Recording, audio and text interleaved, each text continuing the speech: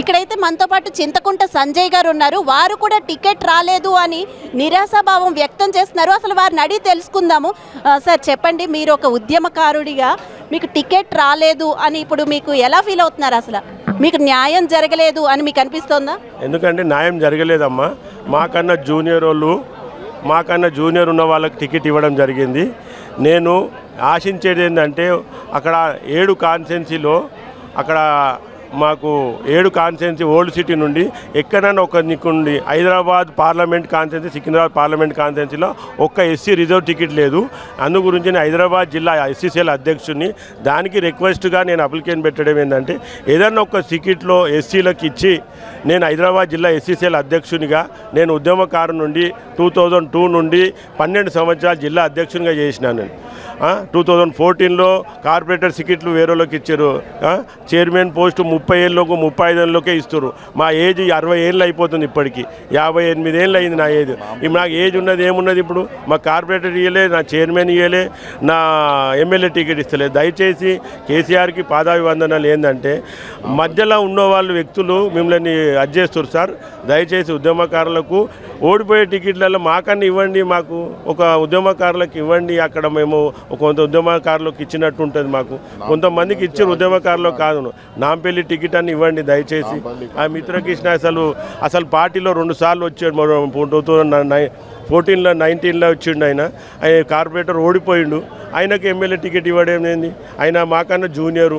మేము మా ముంగట వచ్చిన వాళ్ళకి టికెట్లు ఇస్తే ఎట్లా? మరి డబ్బులు లేవని? డబ్బులు ఉన్నాయి.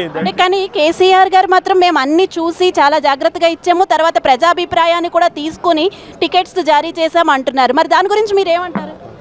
అట్లనే జారీ చేసిరు, కానీ కొంతమంది సర్వే చేసిరు. కానీ వాళ్ళ ఉన్న చుట్టుపక్కల ఉన్న వాళ్ళందరూ ప్రగతి భవన్లోకి అయితే పోతుర్రో వాళ్ళు సార్కు చెప్పడం వల్ల కొంత మిస్గైడ్ చేస్తారు సార్ని.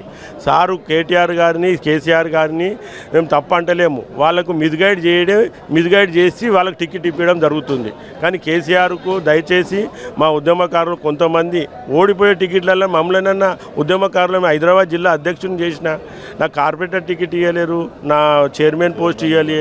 మాకు నాంపల్లి కాన్స్టిట్యున్సీ, నేను నాంపల్లి కాన్స్టిట్యున్సీని ఉంటాను లోకల్గా. ఆ టికెట్ అని ఇవ్వండి దయచేసి.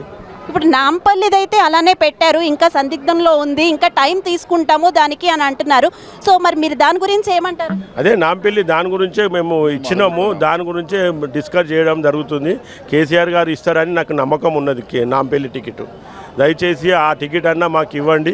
మిత్రకృష్ణకు అంటే మేము వ్యతిరేకం కాదు, కానీ ఆయన చిన్న జూనియర్, వాళ్ళకి 2 సార్లు కార్పొరేటర్ సీట్ ఇచ్చిర్రు. అందుకే అంటున్నాం మేము. ఇప్పుడు మీకు టికెట్ రాకపోతే వేరే పార్టీలోకి వెళ్ళే అవకాశం ఏమైనా ఉందా? నేను ఉద్యమకారుని. ఏ పార్టీ లేకున్నా, కేసీఆర్ ఏ పదవి ఇచ్చినా ఇవ్వకున్నా నేను తెలంగాణ గురించే కొట్లాడతా. కానీ ఏ కాంగ్రెస్ బీజేపీ వాళ్ళ గురించి మేము కాదు. మేము సచ్చిన దాకా నా జీవితం వరకు నేను తెలంగాణ రాష్ట్ర సమితి బీఆర్ఎస్ పార్టీలనే ఉంటా. నేను మాత్రం పార్టీ చేంజ్ గాను. నాకు టికెట్ ఇవ్వకున్నా పర్లేదు. నాకు చాలామంది ఉద్యమకారుడు అని రోజుకు 100 మంది నమస్తే చేస్తారు. అదే నాకు ఉద్యమం చాలు. ఇప్పుడు నాంపల్లి కూడా ఇవ్వకపోతే ఇన్ కేసు అనుకుంటే అప్పుడు కూడా మీరు ఇదే మాట మీద ఉంటారా? నేను ఏ పార్టీలోకి వెళ్ళను, ఇందులోనే ఉంటానని. అదే ఉంటా. ఇప్పటి వరకు నేను 2001 నుండి పార్టీలో నేను ఒక బీజేపీ పార్టీ నుండి వదిలేసి నరేంద్ర గారి ఆధ్వర్యంలో నేను ఈ పార్టీలో వచ్చాను. కానీ అప్పటి నుండి నరేంద్ర వెళ్ళిపోయాడు, కానీ నేను మాత్రం వెళ్ళనే ఇదే పార్టీలో ఉన్నా.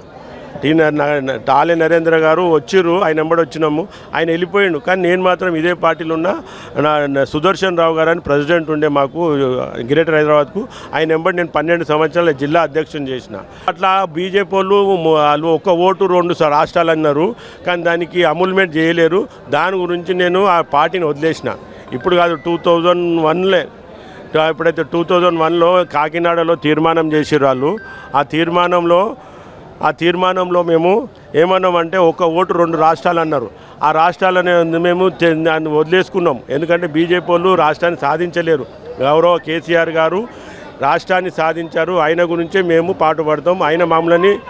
ఆయన మా గురించి ఏదైనా తీసుకొస్తారని మాకు ఆశిస్తున్నాము. జై తెలంగాణ, జై కేసీఆర్.